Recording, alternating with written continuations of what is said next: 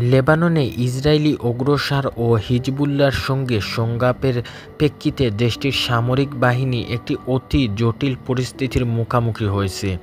লেবাননের সেনাবাহিনী সরাসরি যুদ্ধে জড়াতে চায় না, কিন্তু একই সঙ্গে তারা ইসরায়েলি বাহিনীর আক্রমণের শিকার হলে প্রতিক্রিয়া জানাবে, এমন একটি দৃষ্টিভঙ্গি নিয়ে তারা এগোচ্ছে।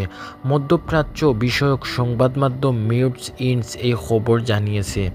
সম্প্রতি লেবাননের সেনাপ্রধান জেনারেল জেফেক্স এবং আউড পার্লামেন্ট স্পিকার নিবিব এবং বেবির সঙ্গে বৈঠক করেছেন। বৈঠকে লেবাননের সামরিক বাহিনীকে অবস্থান নিয়ে আলোচনা হয়। তারা এই বিষয়ে একমত হন যে লেবাননের সেনাবাহিনী ইসরায়েল ও হিজবুল্লাহর সংঘাতে সরাসরি জড়াবে না, তবে লেবাননের সেনাবাহিনী দক্ষিণ লেবানন থেকে সরে আসবে এবং নিজ অবস্থান ধরে রাখবে। সেনাবাহিনীর ঘনিষ্ঠ সূত্র জানিয়েছে, সামরিক বাহিনী এই অবস্থান মনে হয় যে তারা দক্ষিণ থেকে সম্পূর্ণ সরে আসবে বা লিটানি নদীর উত্তরে স্থানান্তরিত হবে। লিটানি নদী ইসরায়েলি সীমান্ত থেকে প্রায় 30 কিলোমিটার দূরে অবস্থিত। ইসরায়েলি বাহিনী যখন গত সপ্তাহের ভয়াবহ বোমাবর্ষণ করে তাদের স্থল অভিযানের প্রস্তুতি নেয়, তখন জেনারেল আউন্ড সেনা পছন এবং তিনি তার নির্দেশ নেন। তবে এই প্রত্যাশার শুধু বা লাইন বা ইসরায়েলি সীমান্তের কাছাকাছি পর্যবেক্ষণ স্টেশন থেকে, সেখানে সেনাবাহিনী ইসরায়েলি গোলাবর্ষণের মুখে পড়েছিল। লেবাননের সেনাবাহিনী অবস্থান স্পষ্ট, তারা সরাসরি সংঘাতে নামতে প্রস্তুত নয়, তবে তারা দক্ষিণ লেবাননের অবস্থান করবে এবং ইসরায়েলি অগ্রসনের শিকার হলে প্রতিরোধ করবে। গত কয়েকদিন ধরে তারা ইসরায়েলি গোলাবর্ষণে ক্ষতিগ্রস্ত হওয়ার পর প্রতিক্রিয়া জানিয়েছেন। বৃহস্পতিবার ইসরায়েলের একটি আঘাতে ব্লু লাইন থেকে দূরে একটি সামরিক গ্লেস্টে এক সেনা নিহত হন। এতে ক্ষুব্ধ হয়ে লেবাননের সেনারা ট্যাঙ্ক থেকে গুলি চালিয়ে প্রতিক্রিয়া জানায়।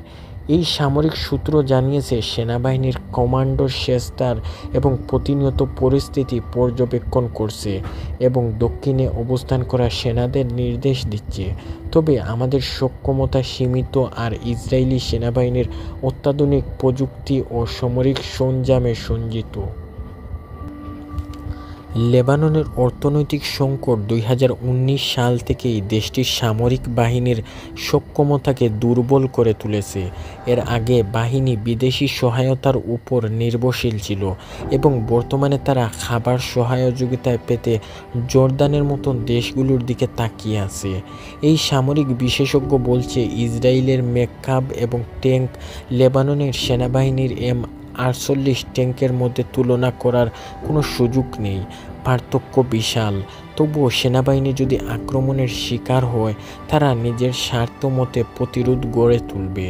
এদিকে ইসরায়েল ও হিজবুল্লাহর মধ্যে সংঘাতে লেবাননের ইতিমধ্যে 2000-এরও বেশি মানুষ নিহত হয়েছেন। বেশিরভাগ হতাহতের ঘটনা গত 3 দিন ও 3 সপ্তাহের মধ্যে ঘটেছে।